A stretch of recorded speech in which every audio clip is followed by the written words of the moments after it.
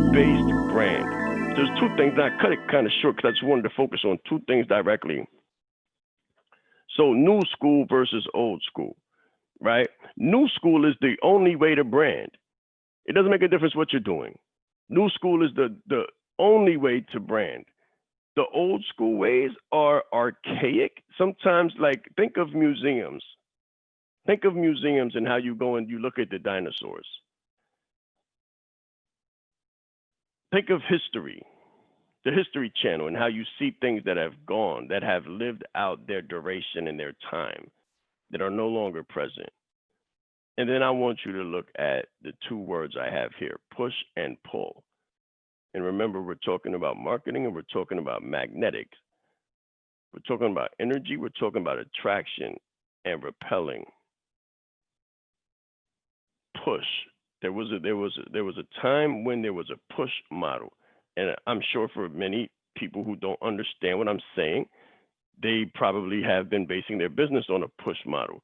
And they're wondering why they're not getting clients. They're not getting the results that they used to. So push, and pushing, or the definition of push is any act meant to force, right?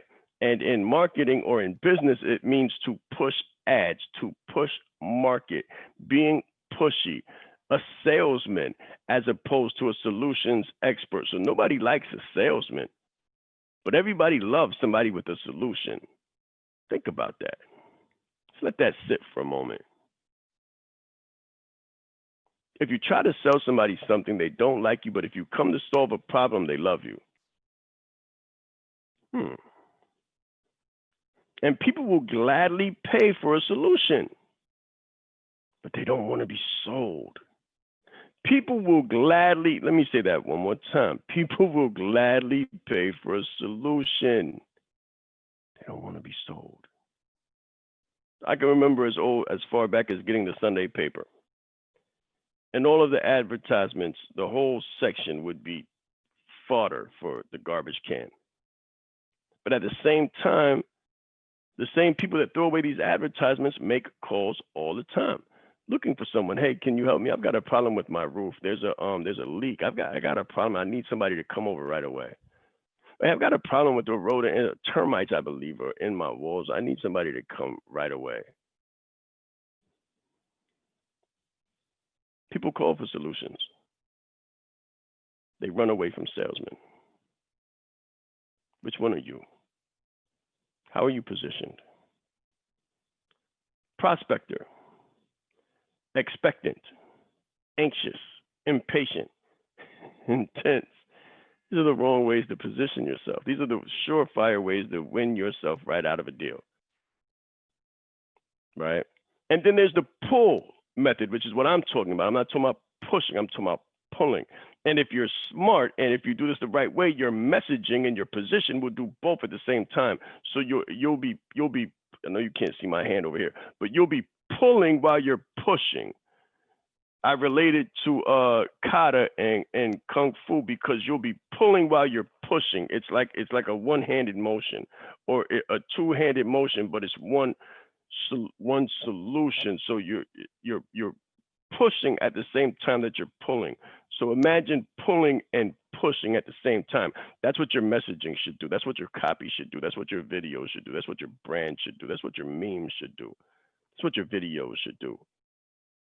They should push your unideal client out of your way while pulling your ideal client so you don't get the wrong person. And you can save yourself a lot of time and money using this model. So to pull is any act meant to galvanize and inspire a desired response. So think, what do I want my client to do?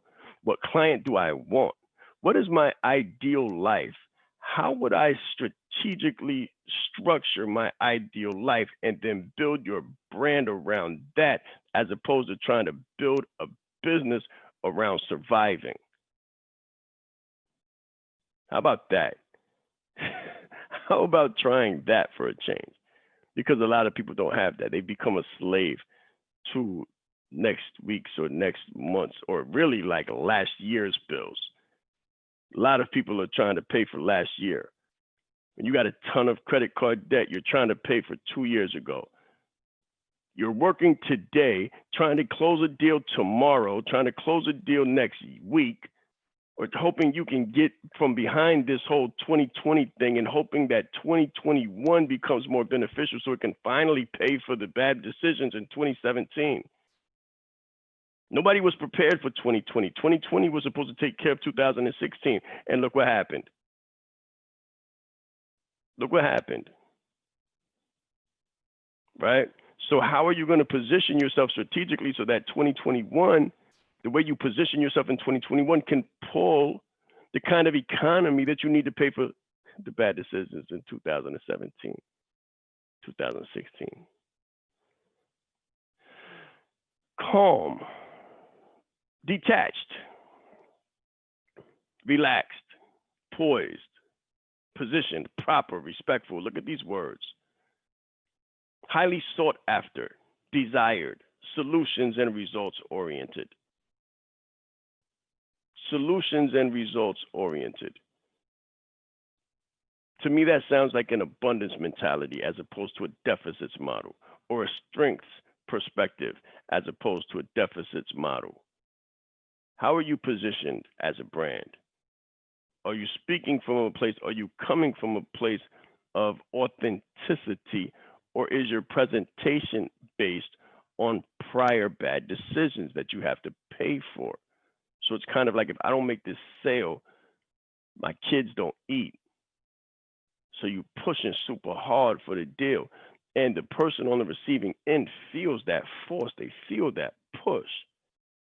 And they're like, something just doesn't feel right. What you say sounds good, but I'm just not feeling it. I've just got some form of apprehension. This is what happens when you find yourself knocking